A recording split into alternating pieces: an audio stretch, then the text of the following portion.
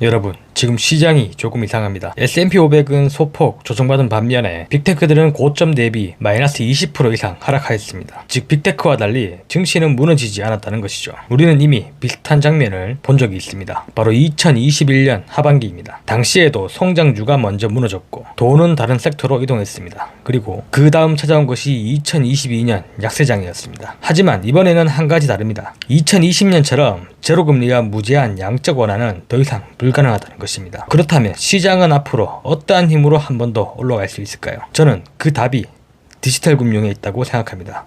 그리고 그 중심에는 로빈후드가 있습니다. 오늘 그 이유를 말씀드리겠습니다. 네, 반갑습니다. 미주광입니다. 오늘부터는 로빈후드 아마존 투자 종목 계좌부터 공개하도록 하겠습니다. 첫 번째, 로빈후드 수익 현황입니다. 수익률 5.7%, 수익금은 약 489만원입니다. 두 번째, 아마존 수익 현황입니다. 아내 계좌, 자녀 계좌, 법인 계좌를 모두 합산한 아마존의 수익률은 7.6%, 수익금은 약 446만원입니다. 2026년 7월 1일 현 시점 모든 계좌를 합산하면 총 자산은 약 3억 439만원입니다. 먼저 과거를 잠시 돌아보겠습니다. 2020년 코로나 이후 미국은 역사상 가장 강력한 경기 부양 정책을 실시했습니다. 금리는 사실상 제로, 연준은 막대한 규모의 양적 완화를 실시했습니다. 미국 정부 역시 대규모 재정 지출을 진행했습니다. 그 결과 시장에는 엄청난 유동성이 공급되었고 넘쳐나는 돈은 수익률을 찾아 움직이기 시작했습니다. 기술주, 성장주, 부동산, 암호화폐, 돈은 위험자산으로 빠르게 이동했습니다. 특히 고PER 성장주들의 상승은 상상을 초월했습니다. 하지만 2021년 하반기부터는 분위기가 달라졌습니다. 인플레이션 우려가 커지기 시작했고 시장은 금리 인상을 예상하기 시작했습니다. 가장 먼저 하락하기 시작한 것은 고PER 성장주였습니다. ARK ETF를 비롯한 많은 성장주가 폭락하기 시작했습니다. 그런데 시장 전체는 쉽게 무너지지 않았습니다. 왜 그랬을까요? 바로 돈이 시장을 떠난 것이 아니라 이동을 했기 때문입니다. 성장주에서 빠져나온 자금은 금융, 에너지, 산업재, 원자재로 이동했습니다. 우리가 흔히 말하는 순환매가 시작된 것이죠. 그리고 지금 시장 역시 비슷한 모습을 보여주고 있습니다. 빅테크 상당수가 조정을 받았습니다. 반면 산업재, 소형주, 방어주, 헬스케어 등은 상대적으로 강한 모습을 보여주고 있습니다. 결국 지금 시장은 돈이 사라지는 시장이 아니라 돈이 이동하는 시장일 가능성이 높습니다. 2021년과 지금의 가장 큰 차이는 무엇일까요? 바로 연준입니다. 2020년과 2021년에는 시장이 흔들릴 때마다 연준이 돈을 공급했습니다. 시장에서는 흔히 이것을 연준 푸시라고 불렀습니다. 즉 주가가 빠지면 결국 연준이 도와줄 것이라는 믿음이 있었죠. 하지만 지금은 상황이 다릅니다. 미국의 국가 부채는 이미 사상 최고 수준입니다. 재정 적자 역시 역사적으로 높은 수준을 유지하고 있습니다. 여기에 인플레이션도 완전히 잡히지 않은 상태죠.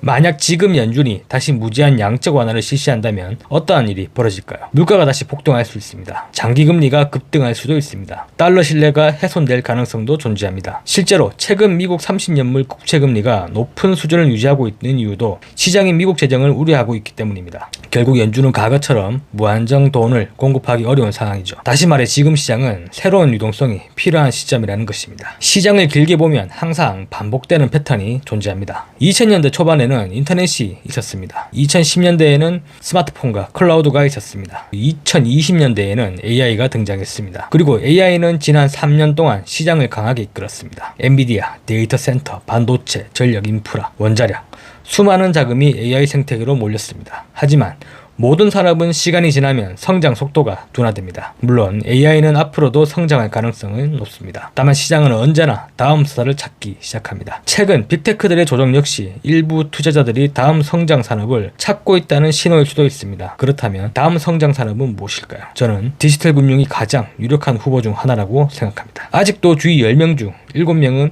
스테이블 코인이 무엇인지 확실하게 모릅니다. 미국 입장에서 스테이블 코인은 바로 디지털 달러입니다. 즉 전 세계 어디에서나 사용할 수 있는 디지털 달러 네트워크입니다. 현재 미국은 막대한 국채를 발행해야 합니다. 그리고 국채를 사줄 새로운 수요가 필요합니다. 흥미롭게도 스테이블 코인 발행사들은 준비자산 대부분을 미국 단기 국채로 보유합니다. 스테이블 코인 시장이 성장할수록 미국 국채 수요도 증가하게 됩니다. 미국 입장에서는 매우 매력적인 구조인 것이죠. 국채 수요를 확보할 수 있습니다. 달러 패권도 강화할 수 있습니다. 여기에 디지털 금융 생태계까지 구축할 수 있습니다. 과거에는 미국 금융시장에 투자하기 위해 복잡한 절차가 필요했습니다. 한전, 송금, 은행, 증권사 여러 단계를 거쳐야 했습니다. 하지만 앞으로는 스마트폰 하나만 있으면 될 가능성이 높습니다. 미국 주식, 미국 국채, ETF, MMF, 부동산, 비상장 주식 모든 자산이 토큰화 될 수 있습니다. 그리고 24시간 365일 전 세계 투자자들이 미국 금융시장에 직접 접근하는 시대가 열릴 수 있습니다. 저는 트럼프 행정부 역시 이러한 흐름을 적극적으로 활용할 가능성이 높다고 생각합니다. 미국 제조 부흥과 함께 디지털 달러 패권을 강화하려는 전략인 것이죠. 자, 그렇다면 새로운 디지털 금융 시대에서 가장 중요한 기업은 무엇일까요? 다양한 기업이 있겠지만서도 저는 로빈후드를 가장 주목하고 있습니다. 주식, 옵션, 암호화폐, 예측시장, 현금관리, 퇴직연금, 신용카드, 비상장거래, 토크나 무기한 선물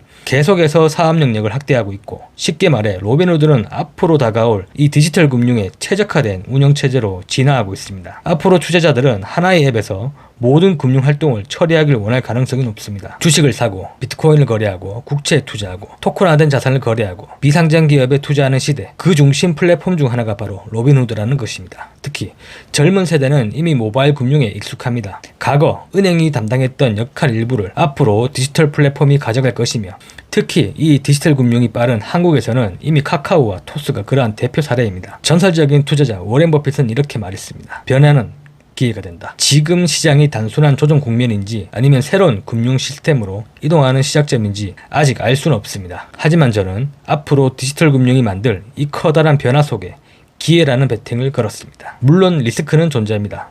첫 번째는 인플레이션입니다.